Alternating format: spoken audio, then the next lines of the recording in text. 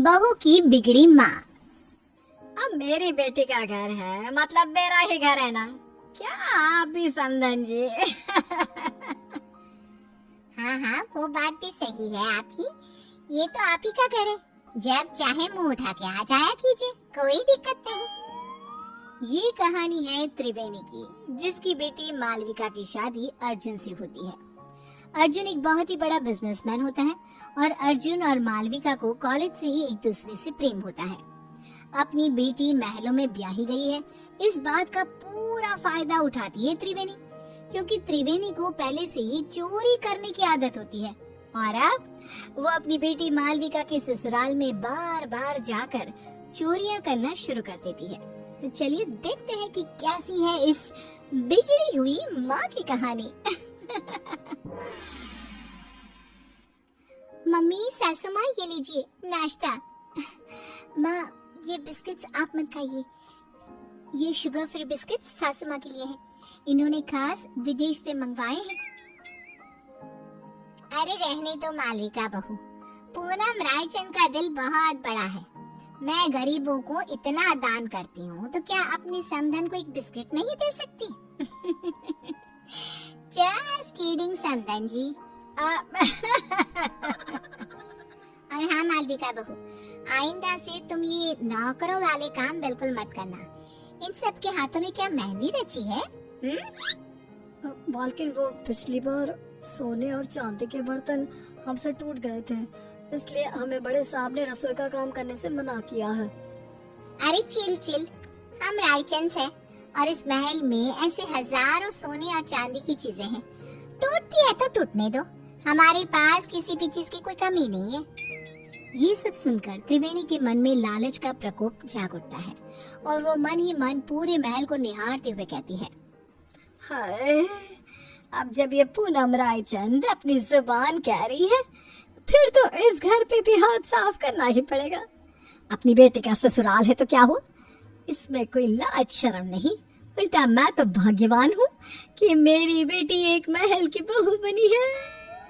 त्रिवेणी अब रायचंद मैंशन में रोजाना आना शुरू करती है और वो चुपके से पूनम के कमरे में घुसकर उसकी अलमारी से उसकी साड़ियां और गहने चुराती है और अपने बैग में लेकर पीछे के गेट से रफू चक्कर हो जाती है। पूनम जब हॉल में आती है तभी, अरे मालविका बहू, समधन जी कहाँ चली गई? अभी तो यही थी।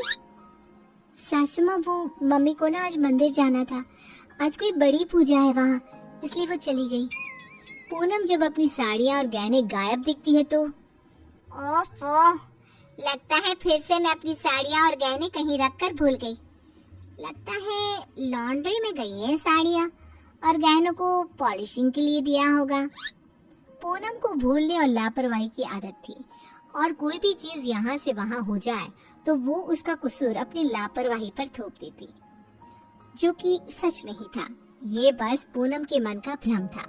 ऐसे ही त्रिवेणी कभी रसोई में से चांदी और पीतल के बर्तन, कभी महल के मंदिर में से महंगी मिठाइयाँ, कभी कोई फोन, कभी कोई घड़ी, तो कभी तिजोरी से पैसे चुराती रहती और महल में कानों कान किसी को भनक तक नहीं लगती।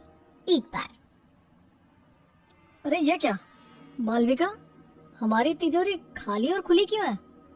इसका मतलब घर में चोरी हुई है। तुम रहती कहाँ हो? तुम्हारा हमारे कमरे पर ध्यान नहीं रहता है क्या? ये क्या बेतुकी बात कर रहे हो आप अर्जुन? मैं इस घर की बहू हूँ और मेरी कंधों पर दुनिया भर की जिम्मेदारियाँ रहती हैं। अब क्या मैं कुर्सी लगाकर कमरे में बैठकर चौकीदारी करती रहूं? वही रह गया है क्या? पूरे महल के हाउस कीपिंग स्टाफ और सिक्योरिटी को एकत्रित किया जाता है और सबकी तलाशी ली जाती है। पूनम को अब समझ में आ जाता है कि पिछले कुछ दिनों से सिर्फ उसकी ही नहीं बल्कि महल की काफी चीजें भी गायब हो रही थी। पूनम का पति इंद्रेश कहता है, अरे पूनम, तुम खामखा अपने आप पर भुलक्कड़ होने का, लापरवाही होने का शक कर रही थी, जबकि चोरियां सिर्फ हमारी ही नहीं, पूरे महल की चीजों की चोरी हो रही थी और मालविका बहू और अर्जुन की भी कई सारी चीजें गायब हुई हैं।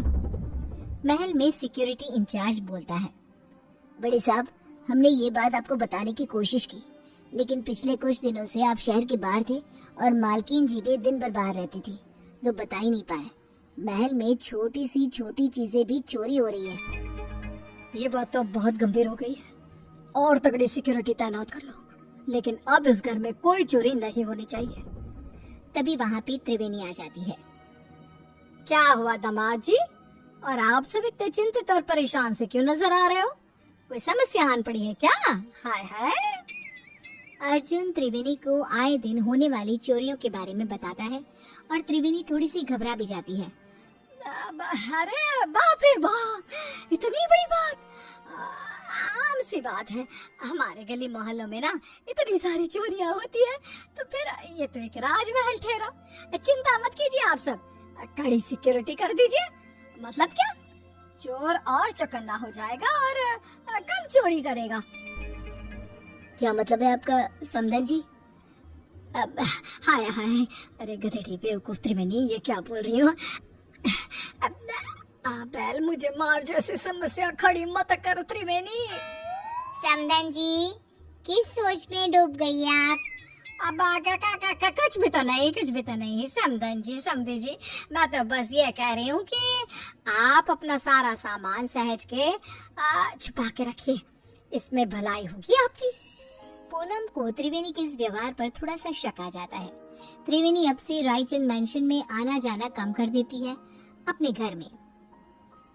बस आप अपना अगले कुछ दिनों तक का स्टॉक तो मैं भर लाई हूँ। अब वहाँ रायचंद मैंशन में मामला काफी गर्म है।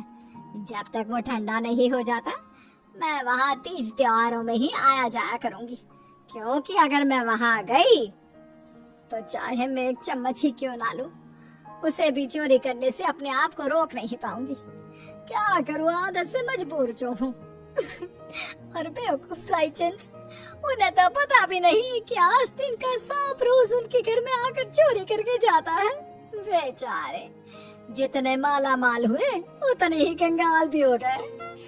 महल में एक नौकर पूनम के पास जाकर उससे कहता है, मालकिन, मुझे ना आपको एक बात बतानी है। वो दरअसल छोटी मालकिन की मम्मी यानी कि त्रिवेणी जी को मैंने अपनी आंखों से चोरी करते हुए देखा था। क्या? तुम घन चक्कर हो क्या? तुम्हें ये बात मुझे पहले बतानी चाहिए थी ना। मुझे वैसे भी उस सो कॉल्ड समधन जी त्रिवेणी पर शक तो आ ही रहा था, लेकिन कंफर्म नहीं कर पा रही थी मैं आपको ये बात पहले इसलिए नहीं बता रहा था क्योंकि मेरे पास कोई सबूत नहीं था और आप मेरी बात पर विश्वास भी नहीं करते। और तो और त्रिवेणी जी इतनी चालाक हैं कि उन्होंने महल की उन्हीं जगहों पर चोरी की है जहाँ सीसीटीवी कैमरा नहीं है। अब देखना मैं क्या चक्रव्यूह रचाती हूँ। अब मैं हमारा पुश्तैनी हीरे का हार सरेआम हॉल में रख दूंगी और जैसे ही वो त्रिवेणी उस हार को चुराएगी तब मैं उसे रंगे हाथ पकड़ लूंगी।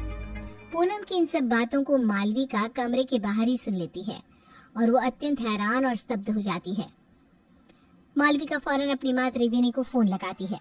मम्मी, आपसे ये उम्मीद नहीं थी। आपने अपनी ही बेटी के ससुराल में इतनी सारी चोरियां की। Very bad mummy. सासू माँ को आपकी इन काली करतूतों के बारे में सब पता चल चुका है। मालविका बेटा, ये तो क्या करी है? मैंने कोई चोरी चकारी नहीं की यार। मुझे आपसे कोई बात नहीं करनी, बाय। मालविका इतना कहकर फोन कॉल कट कर देती है। त्रिवेणी अब पूरी तरह डर चुकी थी। वहीं रायचंद मैंशन में पूनम हॉल में खुले आम पुश्तैनी हीरे का हार रख देती है और त्रिवेणी को न्योता देने के लिए फोन लगाती है। त्रिवेणी पूनम का कॉल देखकर कांपने लगती है। पूनम, रायचंद का कॉल, मेरी तो आज शामत है। अरे, आज सूर्योदय किसी और दिशा से हुआ है क्या? त्रिवेणी मेरा फोन नहीं उठा रही। खैर, वो वैसी भी आज आने ही वाली थी 2 बजे तक। अपने आप आएगी और सारी चोरी सीसीटीवी में रिकॉर्ड हो जाएगी। पूनम अपने कमरे में आराम करने चली जाती है और सभी नौकर भी भोजन करने जाते हैं। तभी वहाँ पर बालकनी से एक चोर आता है और वो पुश्तैनी हीरे का हार चुरा कर ले जाता है। और बाद में जब पूनम ये सीसीटीवी में देखती है तब ये क्या? ये तो एक आदमी चोर है। अरे नहीं, ये क्या कर दिया मैंने? तभी पूनम का फोन बजता है और उसे एक वीडियो मैसेज आता है जिसमें त्रिवेणी का वीडियो होता है। क्यों समधन जी, आपको क्या लगा आप मुझे पकड़ लोगी? लेकिन मैं तो चली 7 समंदर पार। अब आप मुझे कभी पकड़ नहीं पाओगी। मेरी मालविका का ख्याल रखना और अपने सामान का भी। त्रिवेणी, तुम्हारी इतनी हिम्मत! पूनम गुस्से में फोन पटक देती है और वहाँ त्रिवेणी एरोप्लेन में उड़कर सारा चुराया हुआ सामान लेकर रफू चक्कर हो जाती है।